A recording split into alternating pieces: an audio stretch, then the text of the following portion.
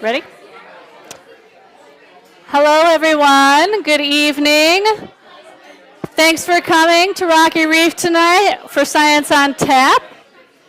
Welcome.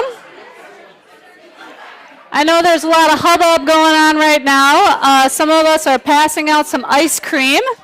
So that's a special treat for the night. Our speaker is going to be speaking about ice cream. So help yourselves as Gretchen comes around to some ice cream. It's a good night for it. Well, thank you for coming. My name is Carol Warden. Science on Tap is an example of the Wisconsin idea, an idea conceived in 1905 that the boundaries of the university are the boundaries of the state. Our partners in Science on Tap include Rocky Reef Brewing. Thank you so much for hosting us. Also, the Lakeland chapter of the Wisconsin Alumni Association, UW-Kemp Natural Resources Station, UW-Trout Lake Station, Monaco Public Library, and WXPR Radio. Science on Tap is supported through a grant from the Brittingham Fund to the University of Wisconsin-Madison. There are 3 ways to watch. You can join us right here in person, so thank you to all of those who did join us tonight. You can also watch live on YouTube. So when you watch on YouTube, you can ask questions in the comment box, and there's also a link on our website at scienceontapmanaqua.org. Or you can watch an event later. So we record these, and they are posted in the Watch Archived Videos tab on our website. Our next event will be on January 8th, so not quite our first Thursday, as it's January 1st this year. January 8th at 6:30 right here at Rocky Reef, and we'll be hearing all about bats from Leisha Johnson of North Lakeland Discovery Center. Tonight, we have Dr. Scott Rankin. Do I say that right? Okay. From UW-Madison's Food Science Department, and he's speaking on ice cream and the science behind these tasty treats. Originally from La Habra, California, Dr. Rankin is a professor and chair of the Food Science and Nutritional Sciences departments and a recipient of the William F. Vilas Trust Estate Award at the University of Wisconsin-Madison. Dr. Rankin earned his degrees from Brigham Young University and Oregon State University. He leads programs in dairy manufacturing, focusing on topics such as milk pasteurization, cleaning and sanitizing, dairy chemistry, and frozen desserts, while conducting research in reaction chemistry. His research program has secured millions of dollars in intra and extramural funding, produced numerous publications and several patents, and centers on small molecule chemistry and sensory analysis applied to food, dairy, and food systems. He is co-founder of the company Galasys, Inc., which applies catalytic technologies to food material, which I'm sure you will explain what all that means to us. Dr. Rankin's contributions have been recognized with numerous honors, including the Eckelman Foundation Fellowship, the Society of Flavor Chemists Memorial Fellowship, Invention of the Year finalist, the Award of Honor for Outstanding Contribution to Cooperative Extension Service, the ADSA Foundation Scholar Award, the ADSA Foundation Food Specialties Award, and the Brigham Young University Alumni Achievement Award. He also served as president of the American Dairy Science Association and the Federation of Animal Sciences Societies. In 2024, he was inducted as a fellow of the American Dairy Science Association and is currently the recipient of the University of Wisconsin-Madison Campbell Bascom Professorship. Per tradition, we have a story about Scott and a trivia question. So, when Scott was young, his father had a major heart attack, and the result was that they moved from their home in Los Angeles to an area in Northern California to be near the hospital where his father was being treated. This was in the foothills of the Sierra Mountains, an old mining and gold rush community that was isolated from just about everything. In fact, they lived on Prospector Road, which was established during the mining era in the 1850s. Scott's Los Angeles-centered mom was a little distressed. It's too dark at night. By their new, more primitive country lifestyle, and bought a set of survival books called the Foxfire series. Anyone familiar with the Foxfire series? All right. These books described old school skills like how to dress a pig, how to make soap, turn milk into cheese, and even a chapter on moonshining. As his dad's health improved, he found work in construction and gradually accumulated a large stash of miscellaneous building items: wire, wood, nails, pipes, and such the like.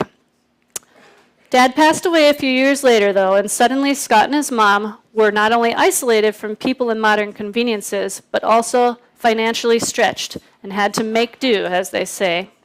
So he got to experimenting. So before we come to the conclusion of this story, we're going to pause for the trivia question in the middle of it. So we'll get to the rest of the story after your guess. So which one of these did Dr. Rankin learn to do one summer? A, dress a pig and became an amateur butcher. B, make soap to sell to local farmers. C, make cheese to keep the grocery bill down. Or D, distill moonshine for entertainment. Pig, soap, cheese, moonshine. Oh. Here's the rest of the story. For entertainment one summer, Scott realized he could combine his dad's leftover building materials with what he learned in the Foxfire Moonshine chapter to make some moonshine. What kid would want to make soap anyway? So he got some bulk corn, sprouted it, fermented it, then distilled it using copper tubing and his mom's old pressure cooker.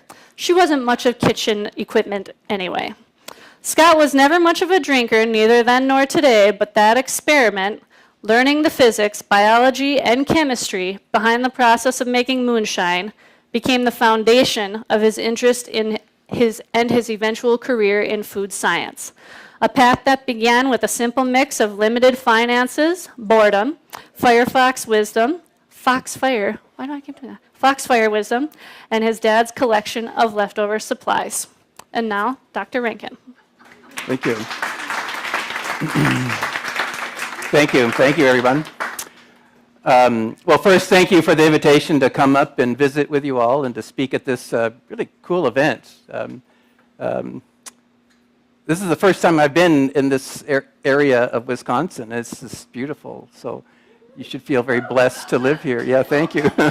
Thank you. So again, I think it's a great blessing to live in such a wonderful place. I think, to a great degree, I think we just, my wife and I have just focused on just putting food on the table and raising our kids, and we just don't do a whole lot, I guess.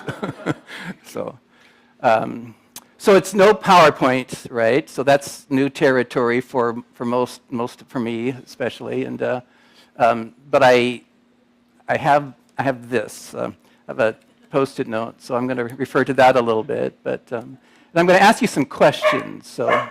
Thank you. And so I'll ask the question now, and I'll ask for responses in a little bit. So the question I want to ask you is, I want you to recall the first time you had ice cream, right? How old were you, and what were the circumstances? Okay, so I'll revisit that question, but I just want you thinking about how old were you when you first had ice cream, and what were the circumstances? So I have a few comments I'll go through, and then I think as the design of this program is, well, we'll just go to some questions. And so I think to maybe introduce the subject, I mean, with all this going on in the world right now, I'm studying ice cream. It's like, is it very impactful? I don't know, but it actually, I feel kind of like I feel like it's an important part of our lives, right? And so, so what do I study about ice cream? So I want to describe what a food scientist does. So the best comparison I could say is that, I don't know, when I lived back east, and it was in Maryland, there was a lot of attention on motorsports, NASCAR, for instance, and they're the drivers, right? They're the ones that everyone knows. But then there are the engineers, right? Who are like doing all the stuff to figure out how to make that car go faster and safer and stuff like that. Food scientists are kind of the engineers. We're not particularly artistic. We don't cook well. Don't dress pigs. I don't know what stuff. But we kind of work to engineer food, right? And food is complicated. So we had pizza tonight, and think of like the mozzarella cheese. So name some things that mozzarella cheese has to do. Has to melt. What else? It has to stretch. It has to contain rennet. Has to taste good. It may or may not contain rennet. It certainly has some nutritional elements to it. And when you take a slice of pizza fresh out of the oven, the mozzarella is going to do what? Yeah. So we can go on and on, but name another material that does all that. Right? Yeah, I'm not sure what your nutrition is up here, but but anyway, so they're complicated, right? Even something simple like mozzarella cheese is complicated, and if cheese is complicated, ice cream is like 100 times more complicated than cheese is. So in order to make ice cream well, make it consistently, and respond to like the pressures of the current markets on frozen desserts, things like we want extra protein and no lactose, and certainly issues involving the broader scope of frozen desserts that include plant proteins and things like that. Frozen dessert engineering as such is a fairly robust area to work in, and I work with a group under this umbrella we call the Frozen Dessert Center at the University of Wisconsin-Madison. And in fact, if you Google or go on Amazon and look up my name and ice cream under books, you'll find that we just published the 8th edition of the book, but not a very creative title. It's called Ice Cream, but it is the Bible of ice cream. So we published that book. So okay, I have to refer to my notes here. Okay, so we all have some strange relationships with food. Is that fair to say? Like think of like food. Okay, so I'm going to relate some of my strange relationships with food. Okay, and two of them have kind of the same backstory. Okay, one is cream of mushroom soup. Okay, and and the other is Hershey bars. Just the Hershey bar with the Hershey stamped in it, the kind of a black grayish label. The very we all had in s'mores, and so those two products. And the reason I don't know, if I were to select like a handful of foods, those two would be like the top 4 or 5. Okay, and the reason is my mother, she was born in 1937, if I can remember this correctly, in Suwałki, Poland. Okay, which was not a good place and not a good time to enter the world. And so the ensuing years, eventually, as World War II started to settle down, she and her mom, kind of the only survivors of that family, were what are called DPs. Does anyone know what DP means?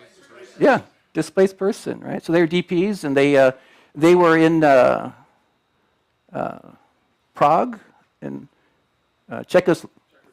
I think we call it that now. Was it Czechoslovakia then? Yeah,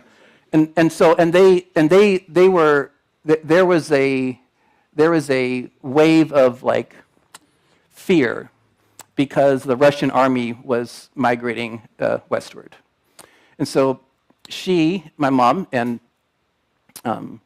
Grandma Nichols, walked from Prague to Marlsburg, Germany, and just happened.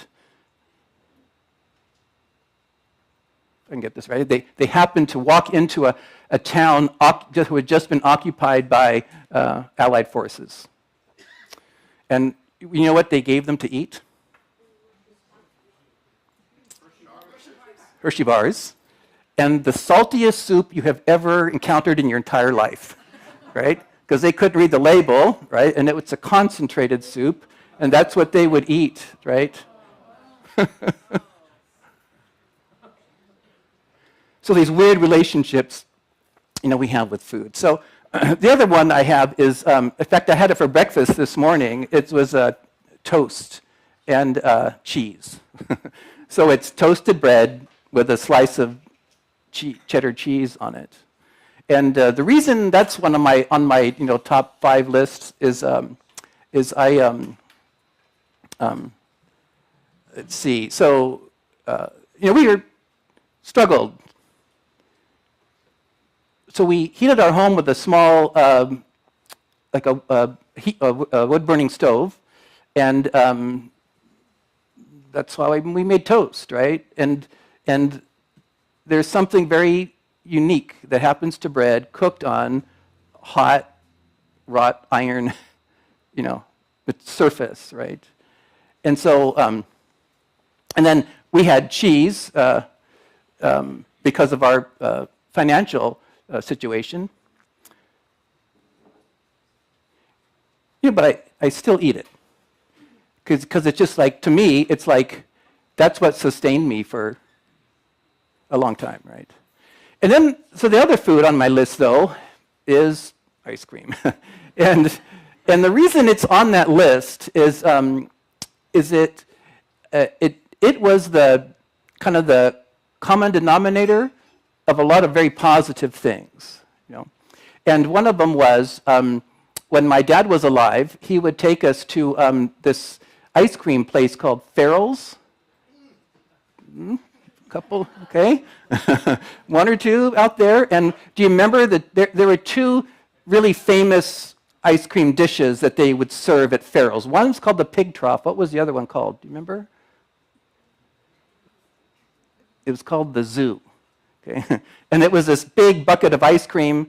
They put it on this little stretcher, if you will, and the waiters would put it on their backs with a stretcher with the ice cream there, and they'd run around like with a siren going off, and they'd bring it to your table. Like if you ordered the zoo, right? That's what they would do with it. They'd order it, and all these sirens would be going off, and the place would go run around. No wonder it went out of business. But anyway, but anyway, like to me, like it was such a celebratory thing, right? And so ice cream had always been very celebratory for me. And when I was younger, I ran cross country and track. I ran through my junior year in college. And so when you're younger like that, when I was at least, and you're exercising a lot, I could not eat enough. I could eat 5, 6 full meals a day, and still be hungry. So ice cream, though, was one of the few things that would satiate me so I could feel like, oh, I'm full for 30 minutes. And so we would eat ice cream, and we would take a half gallon of ice cream and Pop-Tarts. And we would make Pop-Tart milkshakes. And so that was the other side of this ice cream thing. But we all have these sort of funny connections with food. So I'm just curious. What was the age, though? How old were you when you first encountered ice cream? And what were some of the circumstances around that first encounter with ice cream? I'd invite, maybe raise your hand or something. You have something to share. Go ahead. When I was a little girl in Superior, there was a company called Bridgman's, and they would deliver milk in glass bottles, and you had this insulated little box on the outside of your house, so they would drop off the milk and then take the empties. Well, if we didn't get there in time to have the empties taken away, we would accumulate them, and what was a great thing to do was to bring the empties back to Bridgman's, the actual store, because they had ice cream there. That was the reason why we would hide the empties. Yeah, right. Yeah. You naughty kids, but then they all got ice cream. Yeah, moonshining, deception. We're kind of on the same wavelength. So good, but again, you were younger, right? Like a lot of us encountered ice cream for the first time in kind of a younger frame of mind, and in that time, like our minds are are forming still, right? Our minds are dramatically changing, and our ability to, so the sensory signal generated when we're eating food is part of what's called the limbic system, which is tightly formed to memory. That's why, like, perfume is such a key thing. Like I remember the perfume my wife wore when we met, because of how we process these things. So the same thing happens with food. So, but good, thank you though for sharing that. So here, another one. Go ahead. I can remember as a child going shopping with my mother. I was about 2 years old. I loved chocolate ice cream. And then another childhood memory I have is going to my grandma Cassidy's house. We would always have one of two things, either heavenly hash or Neapolitan. And it came from an ice cream factory just north of Newark, Ohio. I'm trying to remember the name of that little town. And I also remember Farrell's. Yeah. yeah. No, thank you. So again, a very young age when you had, and you even still remember the flavors, right? Neapolitan and heavenly hash, right? So good, yeah. Good. So anybody else have and what was your first memory with ice cream, and what were the circumstances? Anyone else care to share their story? Go ahead. I don't know if it's considered ice cream, but my grandma lived next to this woman named Paula, and we would get to go over there, and she'd always give us orange push-ups. Mm-hmm. And she would like lift us up and set us next to the freezer, and then give us this, and then talk to us. So I remember orange push-ups, which I don't know if that qualifies as ice cream, but it's a frozen treat. Yeah, no. So yeah, we've got another orange push-up fan back there. So I remember those too, and the one with is like a fiberboard outing service, and this plastic thing you'd try and wiggle up, and oh yeah, and it would probably melt by the time you got to the yeah. So no, I remember those two. That's actually not legally ice cream, and so you don't count. So sorry, we can cut that from the film, I think. No, just kidding. No, that's great. So we really use the term frozen desserts because they're all like gelato, soft serve custard. Like in the U.S., some 80 years ago, they established standards of identity for many foods because they were concerned about economic adulteration, right? So in other words, if you buy milk, whole milk, it's by law has to have a certain amount of solids and a certain amount of milk fat, 3.25% milk fat and 3.25% solids and so forth. So you can't dilute it with water and that sort of thing. So they did the same thing with ice cream. So ice cream has a very complex standard of identity in the U.S. Other products do not. So we use ice cream pretty broadly, but in the legal sense, it's like a very narrow definition. So, yeah. So, but good push-ups, and how many of you remember the music from the ice cream truck?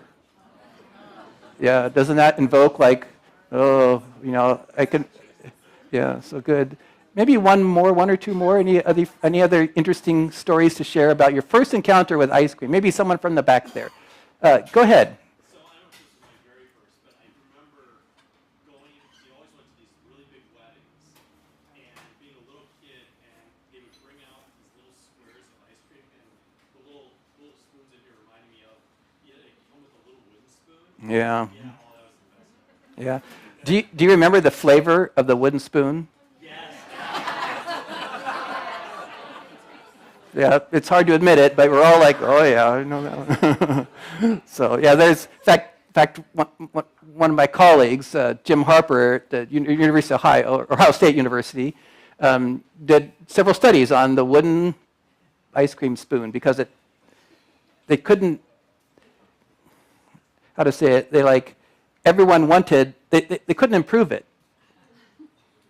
because everyone wanted that experience, right? Yeah. So, and okay. Well, I think we've kind of burned through the 20-minute phase of this talk, and but I'd like you to, before we go into the Q&A phase, what flavors of ice cream did you get? I don't quite know actually. So what did? Vanilla. So how many had vanilla? Okay, what did you think of the vanilla? Yeah. Yeah, so. Yeah, vanilla remains the top-selling ice cream in the U.S. And thank you. and in order to call it, I'll just throw out one trivia point or something that. So in order to call it vanilla ice cream, we have to use natural vanilla extract, which by law is about 1/3 ethanol. How many of you had that? No, just kidding. So, and the vanilla is it's purchased. It's as a commodity. There's not a lot of vanilla beans that are made in the world. They're made typically by equatorial countries. The plant is an orchid, and the price is set by a cartel. And in some seasons, the price of the natural vanilla extract is over $800 a gallon. So if you like really good vanillas, like Haagen-Dazs or Ben and Jerry's, those really really rich vanillas, that's expensive stuff, right? It's very expensive stuff. So, but also it's my favorite ice cream, vanilla. So good. All right. So vanilla. What else was out there? Blue Moon. Oh, wonderful. How many had Blue Moon? Was this your first time having Blue Moon? Or? What does it taste like? What does it taste like? I know, but I couldn't tell what it tasted like. You couldn't what? I thought it was vanilla. It tasted like vanilla to me. It didn't have a taste. I agree. It tasted like vanilla to me. I mean, I ate Well, that's a little awkward. Huh?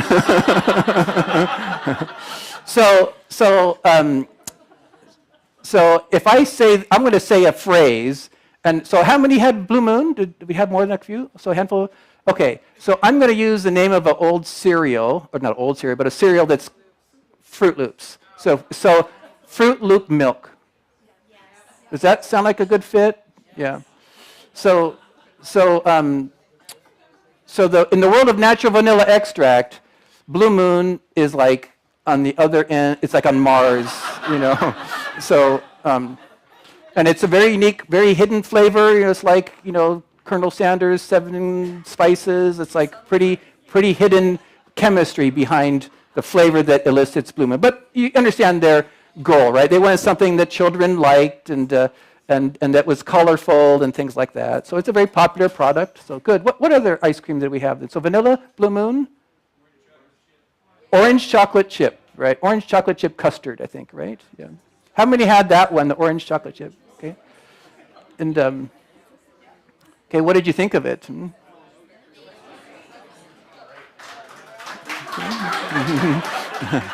Did it taste like vanilla? No. No. Yeah. So the unique thing about those products is custard. So we're a big custard. Pasta Culver's driving up here. But custard has a small percentage of egg yolk solids, like 1.4% egg yolk solids. And it's another sort of standard of identity. And the reason they add egg yolks is because it acts to, we use the term destabilize the milk fat, so partially destabilize milk fat globules. And what that does is it creates structure in the ice cream. So if we took the vanilla, the Blue Moon, and the orange custard chocolate chip, inverted those cups like on the bar here, and let them sit there and warm up, the vanilla would melt, the Blue Moon would melt, but the orange custard chocolate chip would just sit there. It would come back tomorrow, it'd still be there. And the reason is the structure of it is greatly influenced by the egg yolk, which destabilizes the milk fat. And so the ice melts, but the milk fat does not. That's why it maintains that structure. And so that's why we add ingredients like egg yolk solids to frozen desserts, so they will not melt. So they have in fact no melt ice creams. And if you're at a vacation venue right here, you don't want something that's going to melt quickly. Right? You want people to make it down the boardwalk, 10 minutes or something, and it still tastes good, blah, blah, blah, but it's not going to just melt. Some ice creams just simply melt because they don't use the technologies to destabilize milk fat to create structure in it. So, okay, so do we have another one? So we have vanilla, Blue Moon, orange custard chocolate chip, blueberry swirl. What to say about blueberry swirl? Well, the thing, yeah, tastes like vanilla. Yeah. So maybe we'll end with this one, and then if you have any questions, we can migrate into that space. But do you have a comment? One of the best things to come out of Madison, Turtle Sunday, Turtle Sunday, yep. made by Chocolate Shop. Yep. So Chocolate Shop, they're great friends of ours, the Deadmans. They're a wonderful family, and we work with Chocolate Shop quite a bit on various fronts. But let me just share that the blueberry and we call it a variegate. So the swirl as such. And do you remember buying ice cream with a window on the top? So they're called scrounds or rounds, and some of the lids would have a window on them. Do you remember that at all? And that was so you could see like the swirl or the variegate, or we call it bits, inclusions. We call those inclusions.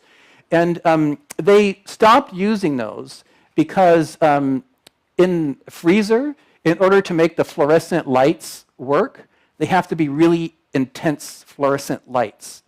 And if you take them out, you can walk over to the tanning salon down the street, plug them in there, and they'll do the exact same thing. And the reason that they omitted that window is because that sunlight, that radiation from the fluorescent lamp would oxidize the ice cream, and so they don't use those anymore. Interesting. So, okay. Well, anyway, a little ice cream trivia. So, but again, I'd be happy to address any questions you might have about frozen desserts or custards, gelatos, anything under the sun, so to speak, in the frozen dessert world. Hopefully you have some response. But, okay, good. For questions, Katie will be passing a microphone around, and please wait for her to bring that to you so our online audience and everybody in the room can hear you. One way in the back. Hello, can you hear me okay? I'm so No. sorry. Oh, yeah, go ahead. So I'm curious about the custard. You mentioned that it has egg yolk in it. Yep. Does that change the composition of lactose, or is that still intact? Yeah, so lactose, so the question is about lactose. Does the egg yolk do anything to the presence or the character or the chemistry of lactose? And the answer is no.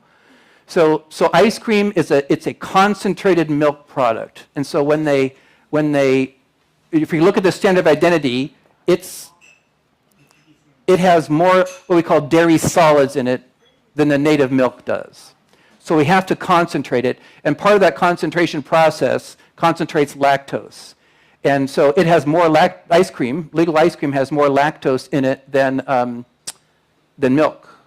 So if you have lactose intolerance, it can be a challenging product to enjoy without the side effects of lactose intolerance. And the only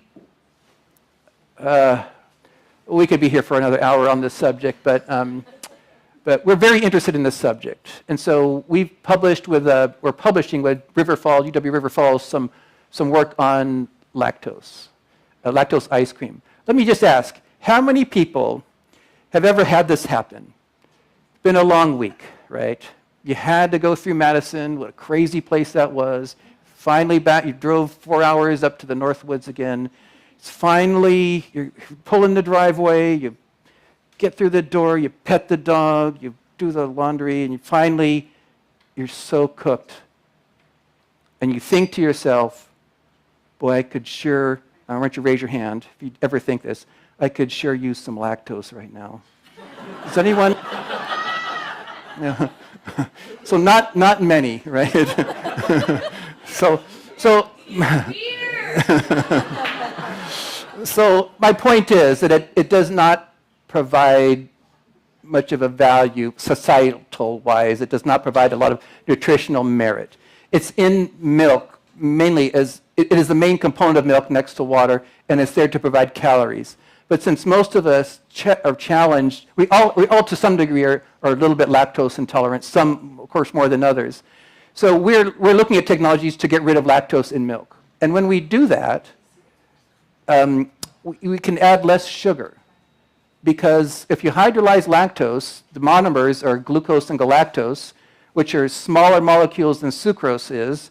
And if you apply, if you remember in inorganic chemistry so many years ago, the colligative properties of solutions and the mole freezing point depression rule, we don't have to add as much sugar. So we can make ice cream with less sugar if we hydrolyze the lactose first.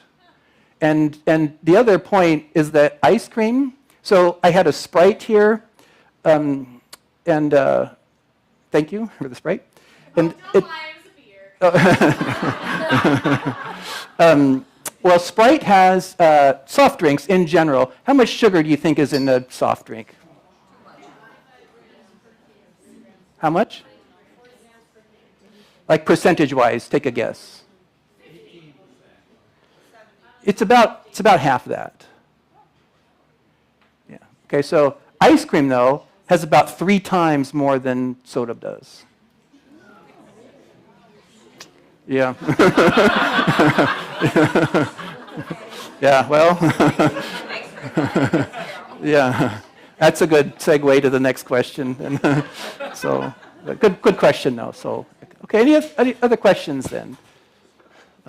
Let's let the mic people do their thing. Where?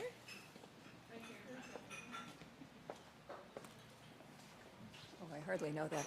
Tell us the story about the chancellors all having their own ice cream and they're all names and how that comes to be.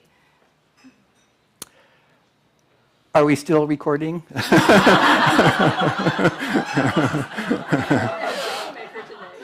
So, ice cream is a great,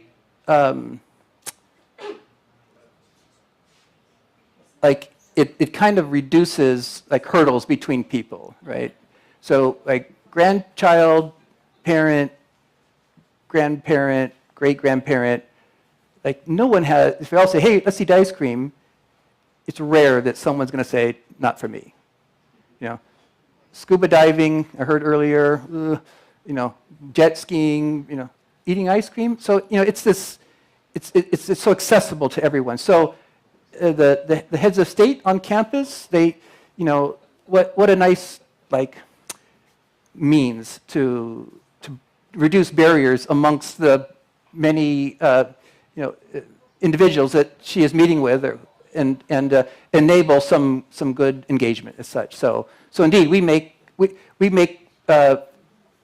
ice cream for Chancellor Mnookin, so Mnooki dough, and she helped make the ice cream and named the ice cream. Her office named the ice cream, and but you can see, if you could have your own ice named after you, yeah.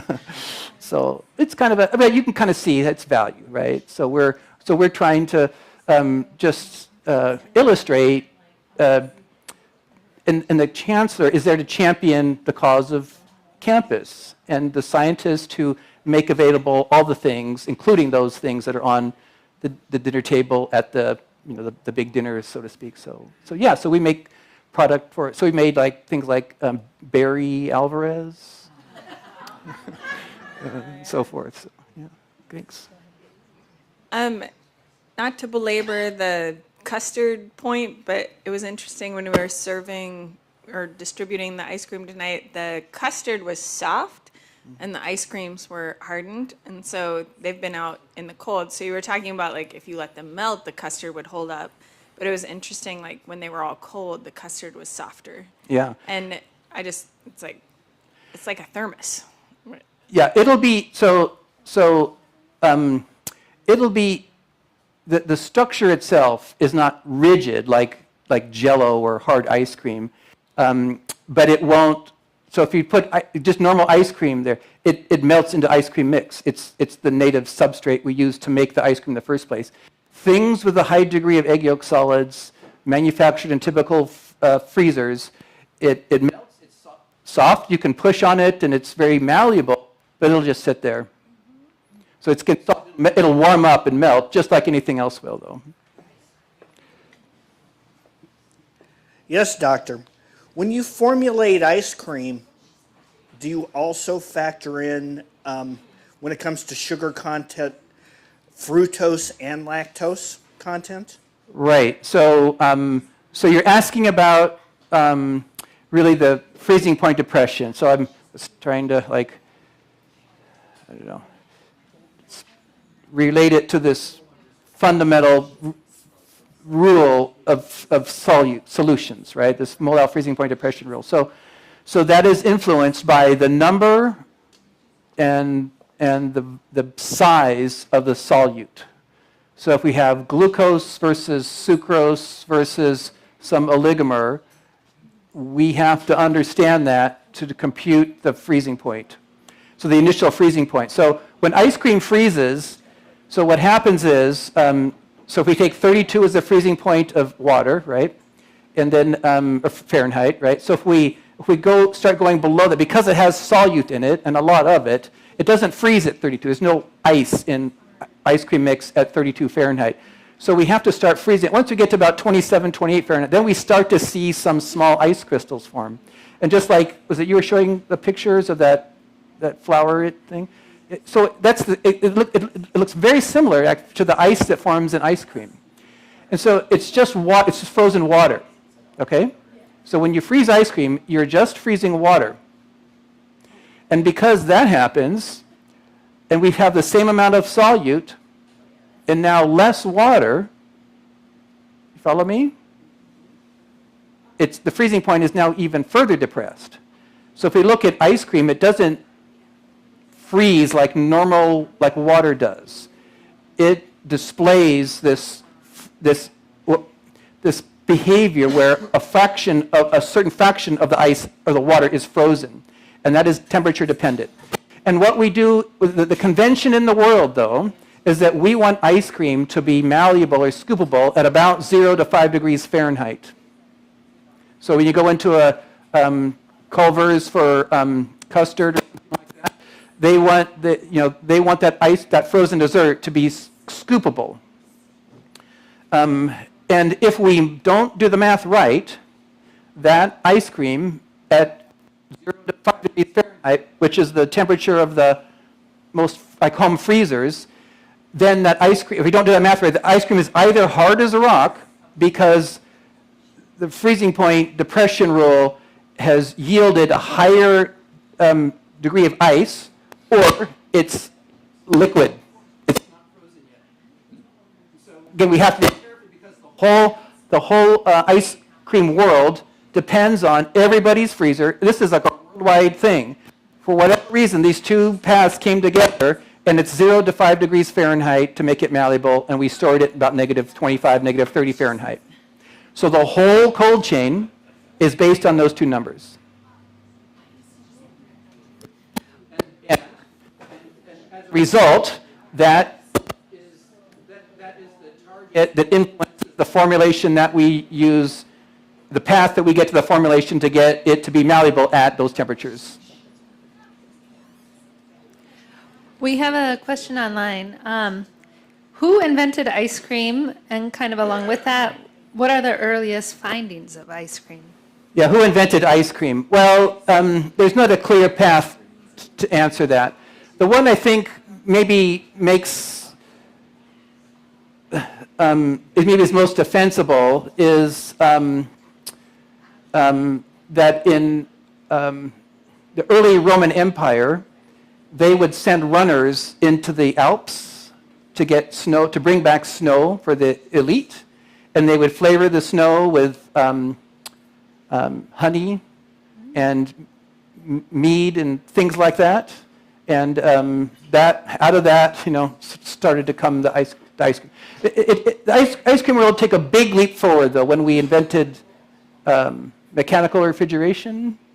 And then what happened is that when we started to deploy mechanical refrigeration a lot, and most of us then had some experience with these, I don't know if this is not the right way to say it, but these, like, the warm feeling that you get from the ice cream event, right? Like I did at Farrell's so many years ago. Everybody had that kind of a memory in their mind. A lot of people did. So when mechanical refrigeration came along, and the people that needed that to feel that the most, they were in the military. So if you look at World War I, World War II, we were on the front lines with ice cream because it was the biggest morale builder outside of the dancers at USO or whatever, right? So because soldiers would eat it, and it would, right? Bring them home in some way. So yeah. Then ice cream is like a manufacturing engine started to really take off there in the 20s, 30s. So. There was one other question about how is vegan ice cream made? How is what? Vegan ice cream made? The in ice cream? Vegan. Oh, vegan. Yeah, The sorry, in ice cream vegan. is it's like my teenage son using some special English on me, but vegan ice cream. So vegan ice cream is a misnomer. There is no legal vegan ice cream. If it's labeled that, we can report them. No, it's literally not legal to say it. So we teach an ice cream course, and in it I teach what I call there are 4 main principles of ice cream. And I wonder if your mic would work better, or I feel like this is cutting out. Yeah. So Let me check. vegan ice cream, and so many people are allergic to dairy products, or they want to choose vegan for whatever reason. But we're teaching the ice cream course. Check one. If I have water and sugar and a hydrocolloid, should I take this off or? Sure. Okay. It's on. Hello? Hello? Okay, is that better? So I can make a good frozen dessert. Water, sugar, and a hydrocolloid. Hydrocolloids are things like protein, and hydrated protein is one. These things you read about on the label, carrageenan, guargum, xanthan, those things, those are what we call hydrocolloids. They impart a sort of structure to the mix, and I have those 3 things. I can make a pretty good frozen dessert. That's all I need. That's all you need. So you can add to it, vegetable proteins, coconut oil. It doesn't matter. As long as I have those 3 things, I can do the math to make it a pretty good frozen dessert.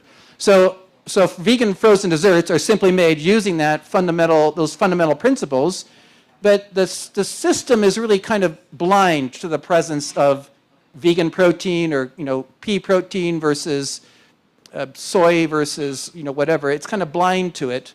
It doesn't really care too much because we've done the homework. Sorry, let me get the homework on the fundamental structure of the ice cream.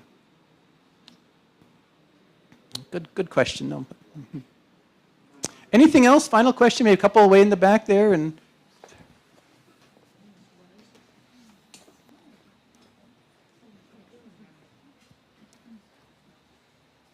real simple. You keep talking about legal ice cream. What's illegal ice cream? why do you want to know? So no, it's a fair question, right? And so if I were to use the term in like a product that would enter into interstate commerce, a food product that would enter into interstate commerce, the federal laws apply to it. So the U.S. Code of Federal Regulations, and in it, they define a bunch of foods. Cheddar cheese, and, ice cream is one of the things that they define. So ice cream, in order to call it ice cream, there's a list of ingredients, and I can't quote those. But a list of ingredients that are allowed. It must have at least 10% milk fat. So things like custard, gelato, soft serve, they don't have 10%. Babcock has around we make two different varieties. One's around 12%, one's around, we have a premium line, it's around 17, 18%. So it has to have that, it has to have a certain degree of amount of solids, and it cannot have more than, so these are just the highlights, right? The big thing is or another, not big thing, but a critical thing is it can't have more than approximately, by volume, about 50%, more than 50% air. So food scientists, right, these car engineers of food, they engineer foods that are, we try to be very clever to sell water and air. And so recognizing that, so next time you go to the supermarket, go to the pints, the ice cream pints, just kind of assess how heavy they are. And you will be surprised, how different they are in weight. So you can have upwards of about half air. We call it overrun, about half air. Over that, that's illegal. So less than a certain amount of milk fat, less than a certain amount of solids, higher than a certain amount of air. Those are all in the illegal space for legally calling it ice cream in the U.S. Can I? A follow-up question. When I was a kid, we would bake for ice cream, sort of, and my parents would buy ice milk. And I just don't know much about ice milk. Yeah, so I had ice milk too. I remember ice milk in the market. It's essentially, it's non-standard of identity ice cream. It's illegal ice cream now. So, and the main thing is that they were making it with lower fat. They're not meeting the standard of identity for milk fat. I don't see ice milk on the market at all anymore, but I certainly remember it, and it had kind of a lighter character. It is, because of the nature of the ingredients, it is less expensive to make. I'm sure your parents loved you, but but again, it's like we're trying to get good value out of these products. And to be honest, high milk fat, it's like, there's a lot of calories in it, right? So things like low fat, reduced fat, non-fat frozen desserts have a very successful place in the market. So, but no, I remember ice milk, and you enjoyed it though, right? Didn't you like it? I was a kid. Yeah, I was a kid. Yeah, but I have good memories of it. It was good stuff. Yeah, so yeah. I had one question while I come forward. With vanilla ice cream, I see vanilla bean and then just vanilla. What is the difference between all the different types of vanilla? Right. So in the Code of Federal Regulations, we'll have, if I remember it correctly, we'll have vanilla flavored, and artificial vanilla ice cream. And the differences between those three are the type of vanilla flavorant they've used. If it's 100% natural vanilla extract, you can call it vanilla ice cream. If you have less than 100% of natural vanilla extract, it has to be called vanilla flavored. And then if you add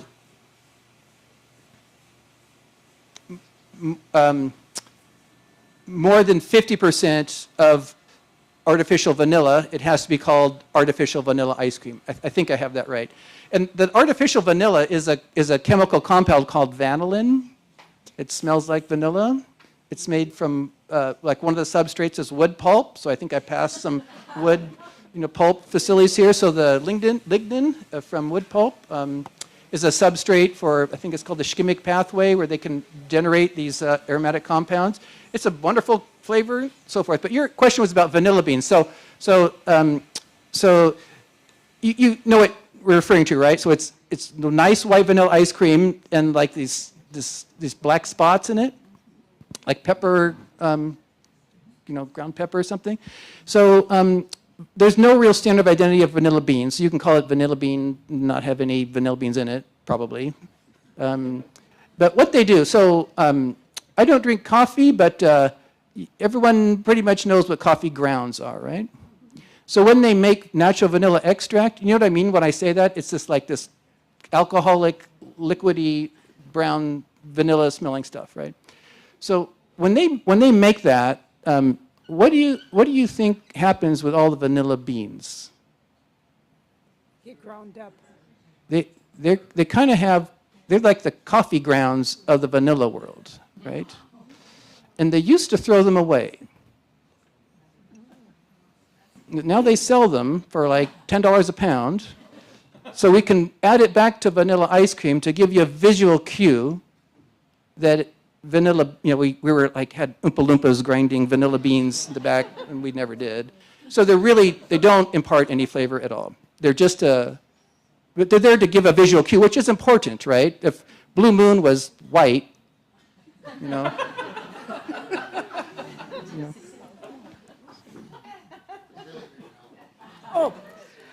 Hi, I have a plug. My local favorite ice cream is Dan's Minocqua Fudge. They have really good ice cream. Also, up in the Twin Ports, Duluth Superior, Love Creamery has excellent ice cream. But my question is, Carol spent about 10 minutes talking about all your accolades and your titles. Which is your most proud one?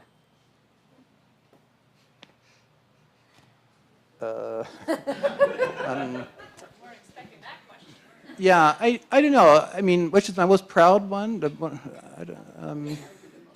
most memorable? Okay, well, I won. So in the College of Agriculture, when I got my bachelor's degree, in the College of Agriculture at Brigham Young University, they select someone every year as kind of like their Alumni of the Year award kind of a thing for each college at BYU. And I was selected in, I think, 2015 to receive that award. And just very, like, I give a big lecture. It's quite a program. And part of what we get to do is we get to ride in a parade.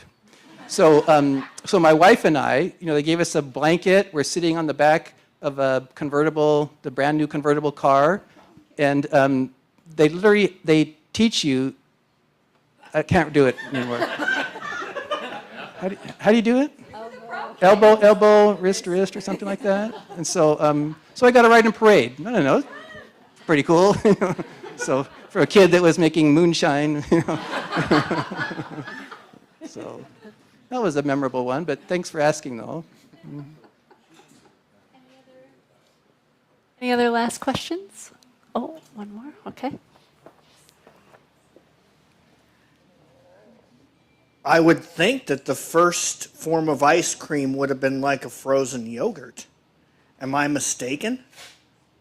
Because yogurt's been around before the time of Christ.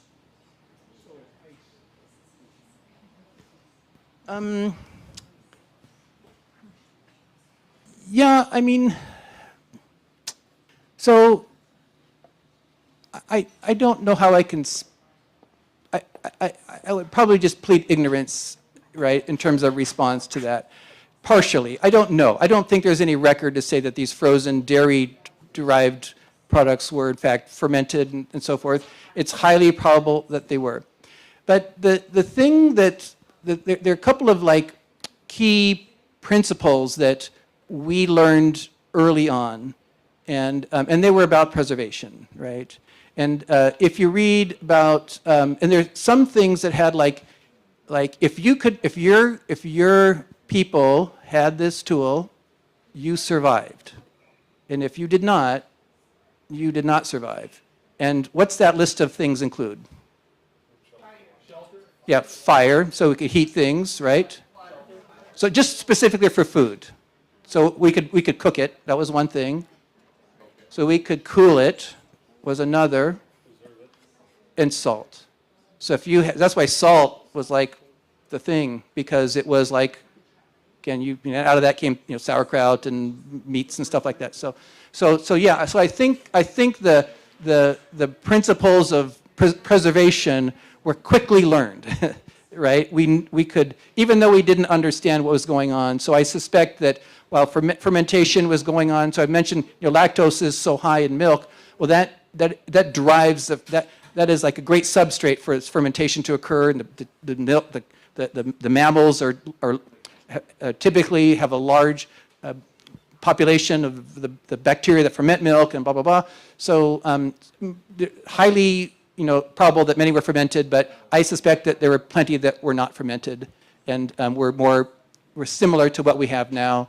Anyway, that's my guess, but I don't think it's clear if they were, universally more fermented than not. Thank you so much, Dr. Scott Rankin. Thank you. Thank you to everybody who participated tonight and to our sponsors, the Lakeland Chapter of UW Alumni Association, Rocky Reef Brewing Company, Monaco Public Library, UW Kemp Natural Resources Station, Trout Lake Station, WXPR Radio, and the Brittingham Fund. We hope to see you all back here next month, January 8th, for Alicia Johnson talking all about bats. And you can stay informed through our email list. We have a sign up if you're not already on it, or you can visit our website at scienceontapmonaco.org. See you next month.